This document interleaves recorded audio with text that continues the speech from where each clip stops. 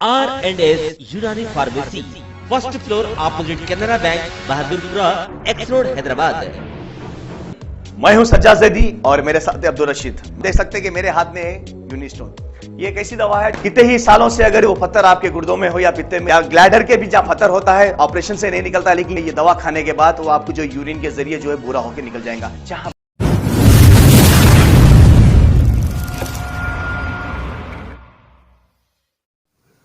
इस खबरनामे को पेश करदा अलमन्नान ज्वेल्स, शालीबंडा, हैदराबाद। तेलंगाना स्टेट में अब की बार बीजेपी की सरकार कते और इंडिया में फिर से एक बार मोदी सरकार कते। जी हाँ, ये नारे हम नहीं दे रहे, ये नारे तो बीजेपी पार्टी से वाबस्ता लीडर्स ने लगाए हैं, जो अब की बार बीजेपी की सरकार का नारा देकर तेलंगाना स्टेट में बीजेपी की गवर्नमेंट को कायम करने का दिन में ही ख्वाब देख रहे हैं।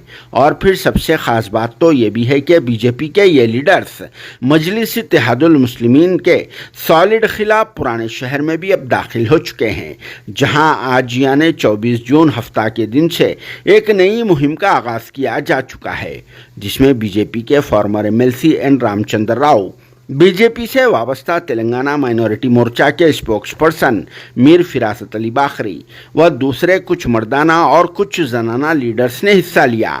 और ये लीडर्स इस मुहिम में हिस्सा लेते हुए दीवारों पर बीजेपी का निशान उतारने के अलावा बीजेपी जिंदाबाद के नारे भी लिख रहे हैं, ताकि अवाम को ये याद रहे कि तेलंगाना स्टेट में बीजेपी को वोट देकर कामयाब बनाना है। वैसे तो बीजेपी पार्टी से सभी सेक्युलर हिंदुओं के अलावा सारे मुसलमान बहुत ही अच्छी तरह से वाकिफ भी है, क्योंकि बीजेपी पार्टी के लीडर्स हमेशा से ही अपने वोट बैंक की खातिर हिंदुओं और मुसलमानों को मजहब व धर्म के नाम पर आपस में लड़ाते हुए आ रहे हैं। इसीलिए भी साउथ इंडिया में तो बीजेपी वालों से लोग बहुत ही ज़्यादा नफरत करते हैं, और फिर तेलंगाना स्टेट में तो बीजेपी का जीतना मुश्किल क्या नामुमकिन सी बात है, क्योंकि तेलंगाना स्टेट सेक्युलर लोगों का स्टेट होता है। कुछ फिरका परस्त लोग यहाँ पर मौजूद हैं, मगर सेक्युलर लोगों की ज़्यादा तादाद है। इसीलिए भी फिरका परस्त व संघियों का यहाँ पर कामयाब होना बहुत मुश्किल का काम है। वैसे भी अब तक तेलंगाना स्टेट में पॉलिटिकल सीनियरों बिल्कुलिया तौर पर चेंज होता हुआ जा रहा है, और फिर यहाँ के लोग भी अब की बार कांग्रेस पार्टी की सरकार का नारा दे चुके हैं। इसीलिए बीजेपी का चांस ही खत्म हो चुका है, और फिर तेलंगाना की आवाम भी अब BRS पार्टी से काफ़ी नाराज़ होती हुई नजर आ रही है, और सबका झुकाव कांग्रेस पार्टी की तरफ होता जा रहा है। फिर भी इस पर आप सबका क्या कहना है, कमेंट बॉक्स में ज़रूर जवाब देना, और साथ में बीजेपी लीडर्स की तरफ से शुरू की गई इस मुहिम के कुछ मनाजिर भी एक बार ज़रूर देख लेना। राज्य में जनसंपर्क अभियान चल रहा है।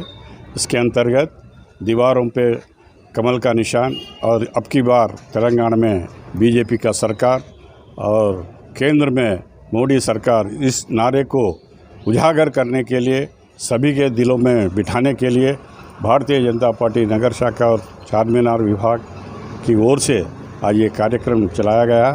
यह भारत के संविधान की संरक्षण के लिए दूसरे लोग टुकड़े टुकड़े गैंग, अनेक लोग अनेक प्रकार की भावनाओं को भड़काने की कोशिश कर रहे हैं। हम सब भारत माँ के संतान हैं। संविधान के अंतर्गत हम सब बराबर है, हमारे में किसी भी प्रकार का भेदभाव नहीं है। सबका विश्वास लेकर ही इस देश को विश्व में अत्युन्नत स्थान पर लगाने के लिए मोदी जी के नेतृत्व में सरकार फिर से आने के लिए हम सब एकजुट होकर भाजपा को इस राज्य में और केंद्र में सत्ता में आने के लिए हम सब सहयोग करना, ऐसा अपील भारतीय जनता पार्टी की तरफ से सभी लोगों से हम आह्वान करते हैं कि वो सहयोग दें। महाजन संपर्क अभियान ఒక కార్యక్రమము సందర్భంగా ఈరోజు ఓల్డ్ సిటీలో గోడకు వాల్ రైటింగ్ అంటే భారతీయ జనతా పార్టీ స్టెన్సిల్స్తోని పైన అబ్ కీ బార్ మోదీ సర్కార్ తెలంగాణ మే బీజేపీ సర్కార్ అనేటటువంటి నినాదంతో దేశమంతా రాష్ట్రమంతా ఈ యొక్క కార్యక్రమం తీసుకోవడం జరిగింది. తెలంగాణలో స్లోగన్ మాత్రం అబ్ కీ బార్ తెలంగాణ మే బీజేపీ సర్కార్. ఇది మొత్తం తెలంగాణలో అన్ని చోట్ల చేస్తూ ఉన్నాం. ఈరోజు చార్మినార్ అసెంబ్లీ సెగ్మెంట్లో ఇక్కడ ఉన్నటువంటి ఒక నాయకులు బాక్రీ గారు కానీ, భగవంతరావు గారు, ఉమామహేంద్ర గారు ఇక్కడ పోటీ చేశారు ఇంతకుముందు కాంటెస్టెంట్ ఎమ్మెల్యే. అదేవిధంగా మైనార్టీ మోర్చా అల్కా మనోజ్ గారు, అశోక్ గారు, చాలా సీనియర్ నాయకులందరూ కూడా ఇక్కడ ఉన్నారు. వారందరి దియానత్ అలీ, పాత మా మైనార్టీ మోర్చా అధ్యక్షులు, వారందరి యొక్క నేతృత్వంలో వాల్ రైటింగ్ ఈరోజు చార్మినార్ కాన్స్టిట్యూన్సీ చేయడం జరిగింది. ప్రజలకు భారతీయ జనతా పార్టీ మీద, మోదీ సర్కార్ మీద నమ్మకం ఉన్నది.